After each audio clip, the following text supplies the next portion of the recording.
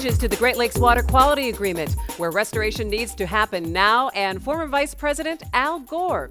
Good evening, everyone, and thanks so much for joining us for Great Lakes Now. I'm Christy McDonald. A big day in Detroit as policy leaders and environmental activists engaged at Great Lakes Week. But it was the former Vice President who took center stage at the International Joint Commission meeting to address climate change affecting restoration of the Great Lakes. I find it useful to think of three factors that have caused this new relationship. Number one, of course, 100 years ago, the population of the earth was 1.6 billion people. Now it's 7 billion people. That's more than a 4 times increase in global population in a little more than 100 years. That's the second factor, technology. If the population has increased by more than fourfold, the power of the technologies we have available to us in this day and time compared to the time of our grandparents, it's probably increased 1,000,000-fold. I wouldn't know how to calculate it. Well, the same thing, the same dramatic change in power is true in some of these new chemical compounds that are being developed. One of the other recommendations of this Joint Commission's report deals with the emerging special chemical threat. The third factor is the way we think about it. And I want to draw an analogy to illustrate the way we think about it. We have a challenge in our country and our civilization that is caused in part by short-term thinking. You can interpret the threats to the Great Lakes region. You can't interpret it just in terms of what's going to happen tomorrow. You've got to look longer term. And the same thing is true of the global climate crisis. The recommendations of this Joint Commission are interesting in that they point to the need for new laws and new multinational, multilateral approaches across jurisdictions at all levels to embody the implications of the findings and the identified remedies in a legal structure. Because you just can't say to people, okay, everybody, let's volunteer to cut down on the amount of phosphorus that's going into the Great Lakes. It doesn't work that way. This is a test of whether we can use our capacity for long-term thinking and then embody it in the rule of law with competent self-government. And the promise of this Joint Commission is based on those principles. And it has been successful because the people of the Great Lakes region in both nations have expressed their support for it. So I congratulate you on what you've done. But the key solution, both for the future of the Great Lakes and for the future of human civilization on Earth, is to think clearly about what our choices are, and to think boldly, and to make a moral decision that we're going to do the right thing. Thank you. An appreciative crowd here in Detroit, so joining me now to talk about the impact of the former Vice President's speech, Dr. Patrick Doran of the Nature Conservancy and Gary Wilson, commentator for the Great Lakes Echo. All right, gentlemen, so we had a chance to listen to the former Vice President. How did he do, and did he meet his audience here at Great Lakes Week? It was exciting to see him here. I took away 3 things he said, and he said it right up front that he defined crisis. We've been talking a lot about troubles and crisis, but he defined crisis both as a challenge and an opportunity, and right at the end there he spoke about being bold. So that was good. I'd like to see him come here and put the Great Lakes into a global context. And he really challenged us to think long-term, not just tomorrow, but think 10, 50, 100, 200 years down the road. He talked a lot about climate change and the interacting roles or impacts of climate change with all the other threats that we face. We know what good conservation is. We know what good restoration is. We need land protection. We need restoration of our natural systems. When we think about climate, we might need a little bit more, or we might need it in a little different place. So that's our challenge, and we need to get to people. Let's forget about the impacts for a second. We know that. It's been talked about. It's been discussed for years. The question I get when I go to people is, what are we going to do? And let's go out and do that good conservation work. And we're going to talk about those next steps. But Gary, what was your overall impression? Well, if he came here to fire up the troops, he exceeded expectations.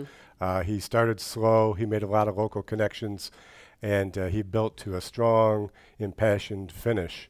And afterwards, I happened to be out in the hallway, and I overheard a conversation. I was on the periphery of it, of a couple of the seasoned executives that have been fighting these battles for a long time. And the essence of their message was, I feel energized. So if Mr. Gore wanted to do that, he succeeded very strongly there. There's one key point he brought out at the end, and I hope those same executives can hear it, and that is that our voluntary measures are not going to get the job done. We can do a lot of things, but if we're just strictly relying on voluntary measures, it won't work. We're going to have some strong regulations. Do you still think he has to battle people to talk about that, yes, indeed, climate change is happening? Do you still think that that's something that he's got to convince people? It's a challenge. That's what he is good at. But again, when I go around to people around the Great Lakes Basin and I ask, they're not talking so much about the impacts. They're asking questions about, what do I do? What do we do in our local municipality? What do I do with my forest? All right, so there's the loaded question. What do we do now? So if we have this on the table, okay, so how do we go forward after everyone's been sitting here in the same room for the last couple of days? How do you tackle this? You know, again, I think it's good conservation and good restoration and smart decisions, whether you're in Chesapeake Bay, the Gulf of Mexico, Puget Sound. There is good, solid conservation that will make our natural systems resilient to whatever changes those are. If those are changes in ice cover, if those are changes in rainfall events, if we have good conservation, riparian areas in place, if we manage our agricultural lands, if we have proper stormwater runoff, that's all good for conservation, and it's good not just for climate change, it's good for all the other impacts we care about. And I was just going to say, Gary, this is all kind of comes around full circle. It's not just climate change. It's not just invasive species. It's not just algae blooms. There's something that's interconnecting all of these things. Is there a disconnect that people don't quite get that? I think there is, and I think that'll be part of the charge of the executives here when they go back into their home turf, is to be inspired by Mr. Gore. He did a great job. They've got the local knowledge. They've got the regional knowledge that he probably doesn't have. And how do I translate that? How do I take it back to my local state, my local community, and use that to get people involved and deal with some of these issues that Mr. Gore could not deal with today. Patrick, is also one of the things we were talking about, publicity, and the fact that the former vice president came here today and spoke, really boosting, I guess, the cause for the Great Lakes, conservation for the Great Lakes, and putting it out in the public eye, which I think it's taken a long time to get these issues out there. Usually when I've seen Al Gore talk or seen him speak or read his books or movies, he's talking globally. He talks big scale, he talks bold, but to hear him come here and talk about the Great Lakes, and he knew the Great Lakes, he knew the impacts, he knew the value of the resource we have here. Hear him come and talk about that. It was exciting. Patrick and I kind of fell into a bit of a conversation just a little while ago, very spontaneously. We were thinking, who besides Al Gore could you get to come here and talk about the Great Lakes and have such an impact? And we really didn't come up with anybody. There weren't a lot of names. No, there weren't. We were working for rock stars, movie stars. We came to Al Gore. Well, he had a very appreciative crowd here. They stood on their feet and they were clapping for him at the end. What people might take away from this, do you think that it can inspire them to do some things at home, or do you think that the public will still sit there and say, gosh, this all sounds okay, or maybe I can learn more, but I still have no idea what to do at home to even put a dent in some kind of climate change? I think a week like this here, where we have federal agencies, we have international folks here, we have conservation organizations, we have all these different kind of folks in the area talking together. We're breaking down some of those barriers. A couple things I've really seen being pointed out is the role of education and talking and speaking to people, the role of getting information, having information in a standardized way, in a standardized currency in which we can talk to one another and translate across the borders, across agencies. So all of those things, that education, that information, the management of those things is very important. And real quick, Gary, the last word, that perhaps there might still be debate about what is causing some of the climate change, but starting to move forward and saying there has been some changes. The lakes are changing, and around the basin has changed, and that we have to move forward in dealing with that. He talked about that a little bit today with the intensity of the storms, and I think, sustaining the message, and the groups here have done a good job over the years of sustaining the message, and they just got more ammunition with Mr. Gore today. All right, Gary Wilson, Patrick Doran, thank you so much for joining me. I appreciate it. Well, the Vice President spoke about the approach to a global economy as well. It's also still connected to the approach to our environment. So tonight, we have a look at the economic benefits of Great Lakes restoration.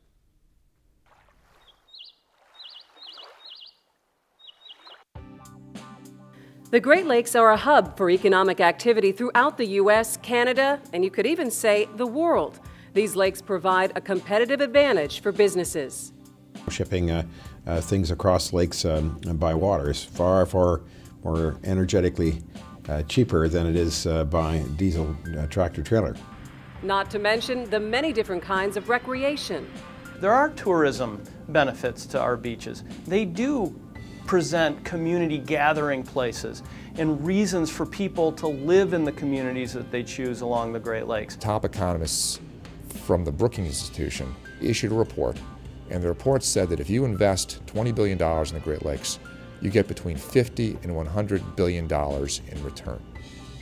So the return on investment is over 2 to 1, it might be as high as 5 to 1. That's a great return. This is a terrific investment. What that means is that restoring the health of the Great Lakes is a priority not just for the ecology of the lakes, but also for the economy of the region. That Great Lakes restoration brings jobs.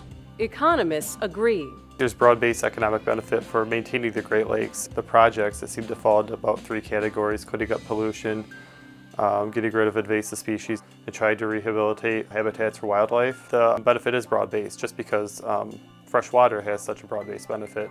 In fact, a report issued by Sea Grant, Michigan shows the Great Lakes region produces 27% of the nation's gross domestic product. Michigan and Illinois have the most jobs connected to the lakes, followed by Wisconsin and Ohio. The Great Lakes is crucial for the Great Lakes states to produce economic output, which I think it is. It's probably not a big stretch to say a quarter of the economy or even more is dependent on the Great Lakes. If you want a healthy economy, you need a healthy Great Lakes.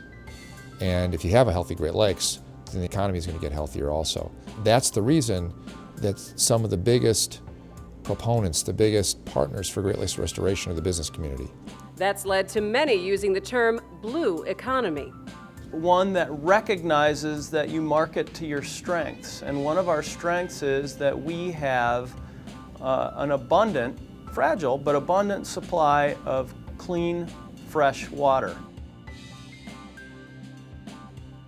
Well, the access to that clean, fresh water and a healthy environment is something that we all want, but it's not something that all people have. And tonight we're focusing on environmental justice.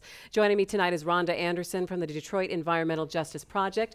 Also with us tonight, Tom Stevens. He's an attorney with the National Lawyers Guild. And Danelle Wilkins, she's the founder of Detroiters Working for Environmental Justice. Thank you so much for joining all of us tonight.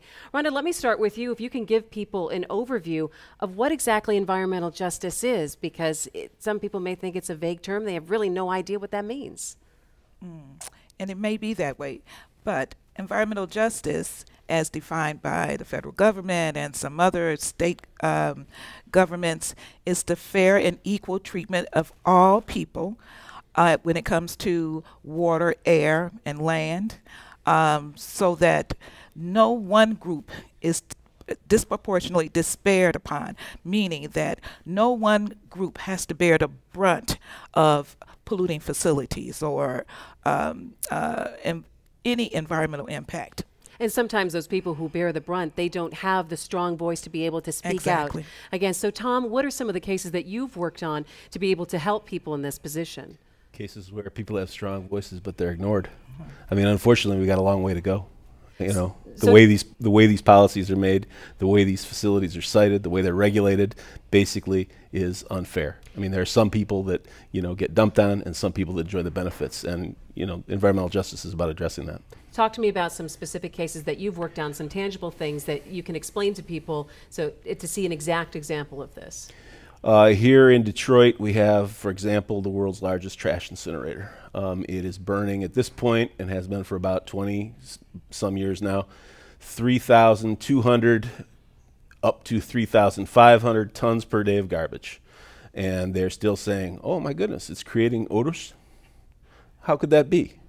We also have the largest wastewater treatment plant, which is the largest polluter in the Great Lakes Basin right now, where the city of Detroit provides services for 76 other communities surrounding here, necessary services. You know, we all need water, and we all need the sewerage services, not to be too crude, that it provides. The city, that's a big issue everywhere in the country, indeed in the world. You know, how do you keep the contamination out of the water for this necessary municipal service and human service. And the problem is that the cost of the upgrades are well over, it's like 83% is being paid by the people of the city of Detroit and only about 17% by the other communities. That's unfair. Donnell, how are you able to help people out who don't have a voice in this and who their water ends up getting shut off and they can't quite get the resources that everyone really needs? Well, it's really important that organizations like ours are Detroiters working for environmental justice. I am currently the director of the Green Door Initiative at this moment. I spent 15 years at the helm of Detroiters working for environmental justice, collaborating with other organizations with resources so that we can have a voice that echoes justice and equality. We have worked very hard to put environmental justice on the agenda of decision makers, policy makers, and helping everyone understand that the decisions that are made impact folks at the lowest level. You have to organize people who are impacted so that they can have a voice and speak for themselves.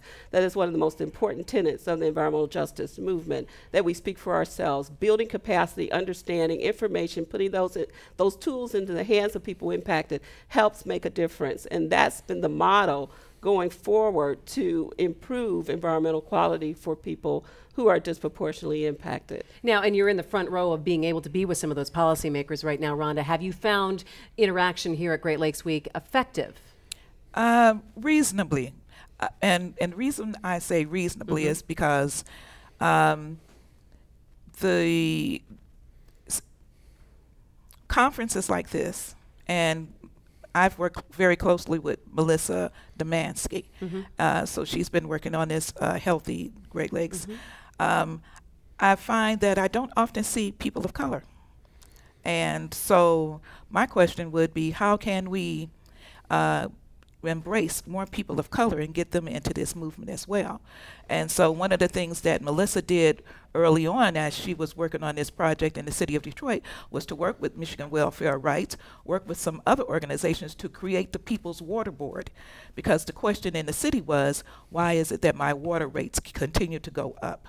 And so by addressing that, it was also an opportunity to address the larger issues of the Great Lakes. And so you know that the city of Detroit has the only oil refinery in the state of Michigan, and that we bring in tar sands from Alberta, Canada. So you have that. You have the DTE coal power plant, which emits so much mercury. So these are the issues of the people in the city of Detroit, and by talking and embracing them, we can all work together to make the Great Lakes a better place. Now, there are issues like this, as you said, all around the Great Lakes Basin. So, Tom, let me ask you, have you found that the EPA or other federal agencies are doing enough to meet you, at least in halfway? No. The EPA was here just last month, and there was a national conference on environmental justice. And the overwhelming theme was that, the federal government and all the regulatory agencies have been absent from the field. I mean, there are laws in place. There are options for them to enforce them. And what we have instead is a situation where facilities are built and sited and operated in one kind of community where people are poor and where people are people of color, and they would never be tolerated in another community. I mean, what we're all looking for is the most healthy and sound and efficient way to deal with the inevitable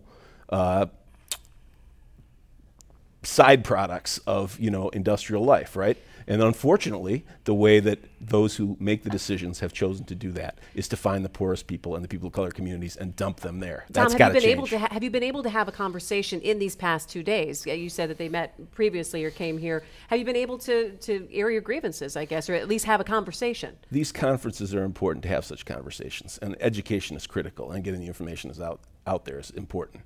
It's also important for us to remember that we got to change the system fundamentally. We got to change the way we live. It's not about, as Larry Summers said when he was at the World Bank, polluting in vastly underpolluted poor countries. It's about doing what's right for everybody. The level of inequality in this country is shocking. It has political consequences, it has economic consequences, it has environmental consequences, and it has public health and educational consequences.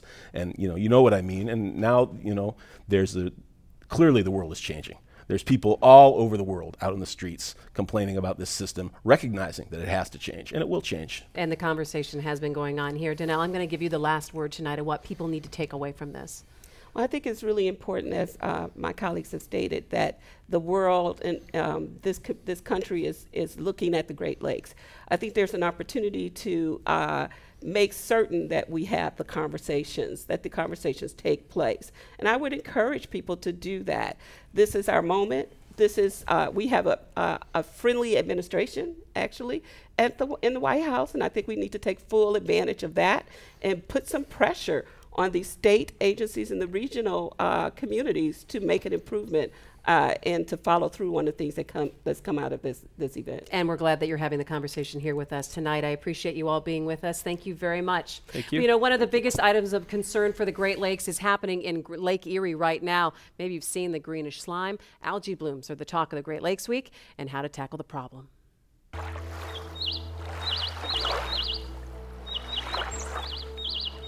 Algae. It's the slimy green muck we see floating on lakes and streams. And in late September, a satellite image showed a huge patch, more than 30 miles, of toxic algae in western Lake Erie. These thick mats of green ooze move beyond places where they've never been before.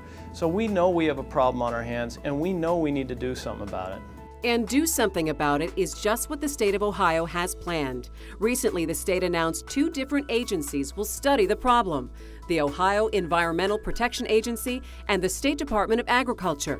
Experts say the problem is blooming for a couple of reasons. As we're seeing more runoff from farms, we're seeing actually less discharge from wastewater treatment plants in many respects, but there are some that are still fairly significant.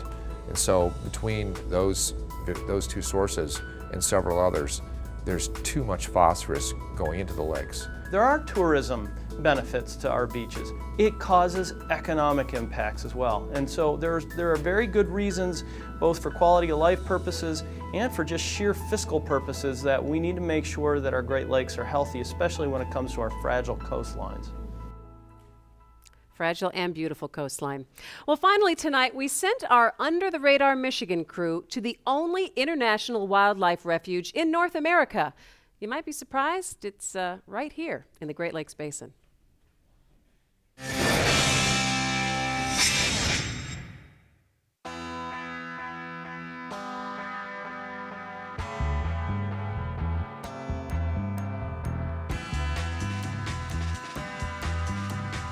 Hi, I'm Tom Dalton, host of the PBS television program Under the Radar Michigan.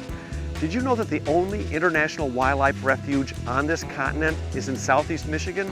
I live in Southeast Michigan. I've lived here all my life. I had no idea. I even have a TV show that's about nothing but Michigan. I'm so embarrassed.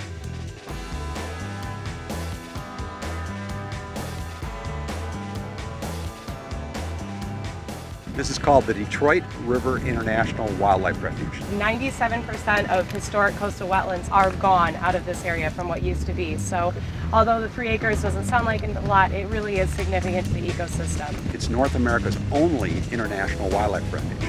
It's also unique because it's an urban refuge and it's an industrial refuge. We're in the industrial heartland. Most people think that's a paradox, but in actuality, it's an incredible story. We have bald eagles and peregrine falcons and osprey, and we have lake sturgeon and lake white. And they were all here first, by the way. They were here first, and they are coming back. That's an incredible story. The fact that you guys are slowly regaining this is wonderful. We'd like to tell this story as Extreme Makeover Brownfield Edition. That's perfect. What we're doing is transforming this site. We're cleaning it up, restoring habitats, making it suitable for wildlife and human health, and putting our visitor center here. Right. So children and families can come here, learn about the refuge, and then go out and explore it. Why do you think it's so important that we do these things for the lakes? Well, you know, as we settled this country, we did things and we were growing our country, and we did a lot of wrong things to the environment. And now we have a chance to kind of go back and restore things back and bring some of the values that we like about this country. Clean water in the Great Lakes, clean wetlands with lots of wildlife. And I think a lot of people take the Great Lakes for granted, and it's just kind of sad because we are so lucky to be in the middle of these lakes. I mean, they're such an incredible resource. that I really appreciate people like you. So, I mean, for doing what you're doing. Well, Tom, thanks. It was great to have you guys with us, and we got to do it again. You got to go do it again and got to go visit them. Well, that's going to do it for us tonight on Great Lakes Now. Make sure you join us again for all things Great Lakes at greatlakesnow.org. You can catch any of the sessions you missed from Great Lakes Week right there at greatlakesnow.org, and you can also find us on Facebook and on Twitter. For all of us at Detroit Public Television, I'm Christy McDonald. Have a great night and come back and see us again.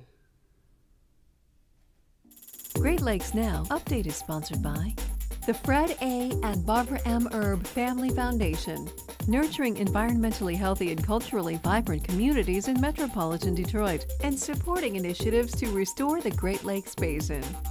The U.S. Environmental Protection Agency. The EPA leads a task force of 15 federal agencies and departments to implement the President's Great Lakes Restoration Initiative. And by the International Joint Commission, assessing progress, providing advice, and engaging the public under the U.S.-Canada Great Lakes Water Quality Agreement.